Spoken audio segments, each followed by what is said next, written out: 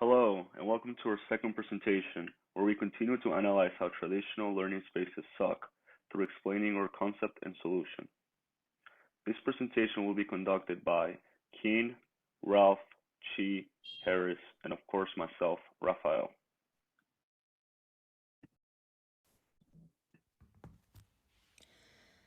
As we mentioned on the previous presentation, the alternative solutions for us, one could be the basement classrooms in Northeastern, and one could be the Dodge Hall 150. But our differentiation point is that we offer more versatility, flexibility, and convenience. For the acid test this time, we interviewed 6 people that are friends with us. We asked them questions about their opinions on traditional learning space, but also on our product. Here we listed 3 questions that are related to our product, and you can refer the full interview in Appendix 1. Basically, everyone mentioned they like the flexibility of our product, the flexibility between privacy and interaction. For vulnerabilities, they mentioned that the storage compartment can make the whole thing too bulky, and so it's harder to move around. Also, the space required to make the furniture work the best can be big because when the classroom is not big enough, the movable chairs and desks can make the whole room looks pretty messy and crowded. Beside that, because students are allowed to move around, someone can easily block someone, so awkward vision is also a problem for us. For the suggestions, 2 people mentioned they would like to have some customization traits of our product because they prefer to have the freedom to design the furnitures on the way they like instead of having us design all the features for them. And 1 people mentioned how the material can be very important in terms of quality, and it's better to have those that can be maintained nice and clean easily. Also, because color can have some psychological effects on students, so we suggested to select the right colors for our furnitures too. So according to the responses, we plan to see if we can improve based on the flexibility. And for the vulnerability we heard about, we plan to ask people to see if the storage features are really necessary for them.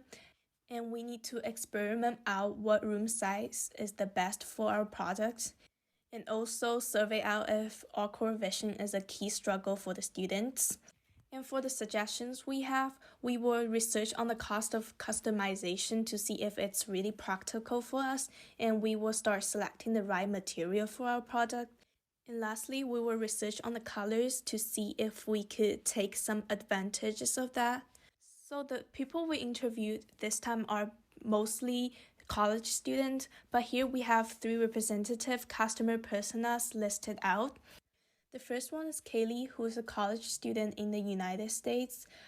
For her desired learning space is somewhere that is comfortable, and her frustration is the struggle to concentrate with noise.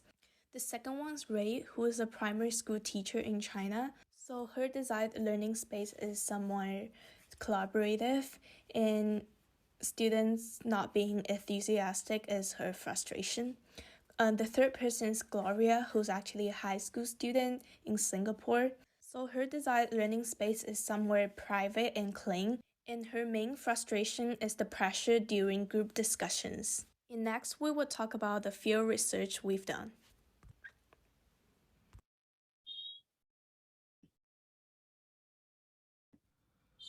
For the field research part in our project, we decided to realize a survey to 30 different students. The students came from different parts around the world and had different ages. Most of them were from the age group of 18 to 20 years old, because it is more or less our age right now and they are the ones who can help us the most. While the majority of the students that responded our survey were from America, we had different responses from students in the other side of the world, such as China, Vietnam, and even Switzerland. We asked different questions in the survey, such as what vulnerability do they think the product had, and what was their favorite aspect of the product. One of the most useful things about the field research was the decisions we took after reading the responses from people. As a group, we were deciding if it was necessary the storage in our product, and since the majority of the responses were yes and maybe, with some arguments obviously, we decided to stick with the plan and add the storage features.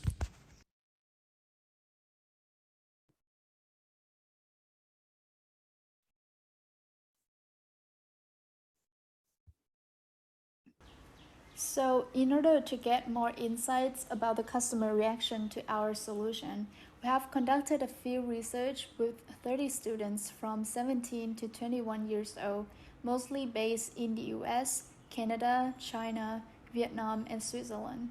Regarding the pain point that we identify, 60% of the people asked relate to it and stated that they find it hard to collaborate with others in class due to the traditional classroom setup.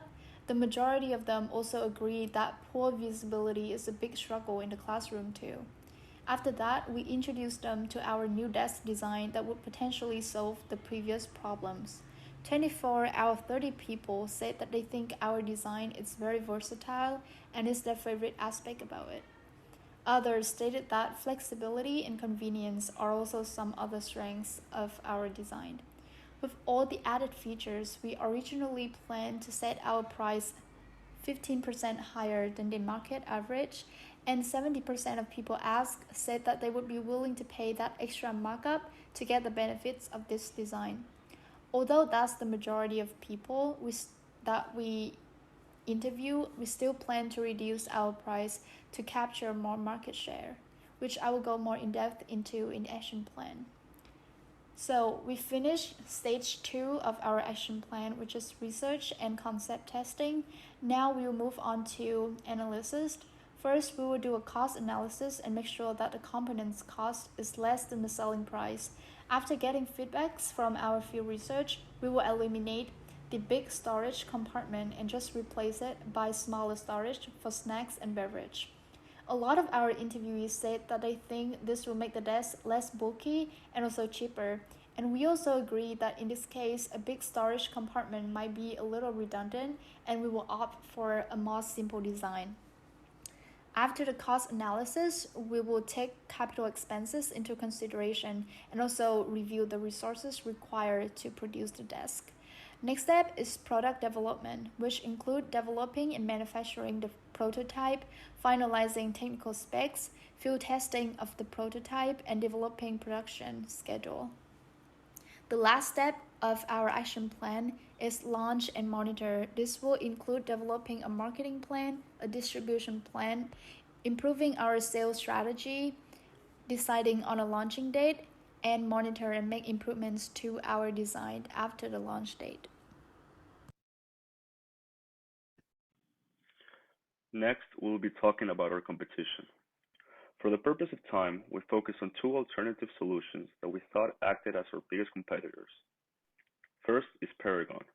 Paragon designs and manufactures a full line of classroom and STEM furniture for educational environments. They communicate their brand through having an in-house design team, being a custom furniture manufacturing company, having a soft sitting grading program through various upholstery options, eco-friendly through an ongoing effort that is always a priority in their products, and safety. Next, we have Verco. Verco is an innovative leading manufacturer and supplier of durable American-made school furniture and equipment. They communicate their brand through being customizable, reliable, America proud by designing, manufacturing, and assembling all their products in the United States and ensuring safety. We discovered through analyzing competition that there are currently trusted brands in the market that portray a very similar overall concept to ours. We would say that the only big current difference through competition is that our concept has a storage basket under the chairs and cup holders on the desks. Based on our findings, we will be adding ergonomic seating to our concept for differentiation and added value. As it is mentioned on the next slide, there is currently a huge market for our concept, but we will have to create a larger distinction from our competitors in order to be competitive, and we believe ergonomic seating could be that, as it is a strong factor contributing to growth in the school furniture market.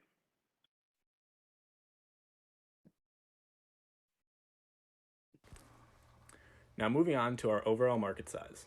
Our overall market size for our product can be divided into three categories: the total available market, the serviceable available market, and the serviceable obtainable market. The total available market for our product is $4.54 billion, which is the global school furniture market as a whole. Although this includes products beyond just classroom use, 79.9% of this is classroom spending. This bodes extremely well for our product, as it would be included in the classroom spending category. From there, we were able to determine our serviceable available market to be $1.2 billion. This is the annual United States school furniture market. The United States currently has 137,432 total schools, of which we are primarily targeting the 26,727 high schools and 5,300 colleges or universities. This led us to be able to calculate our serviceable obtainable market, which is the market we plan on first capturing with our product, to be $2.7 million.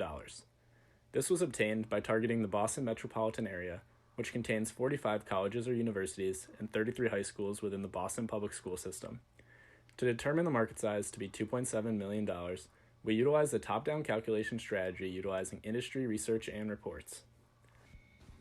Overall, I believe our serviceable obtainable market is a reasonable market share for us to first capture, while still providing us with plenty of growth potential after achieving our desired market share in the Boston metropolitan area, by revolutionizing the learning spaces of high schools and universities in other major cities across the United States and eventually across the globe.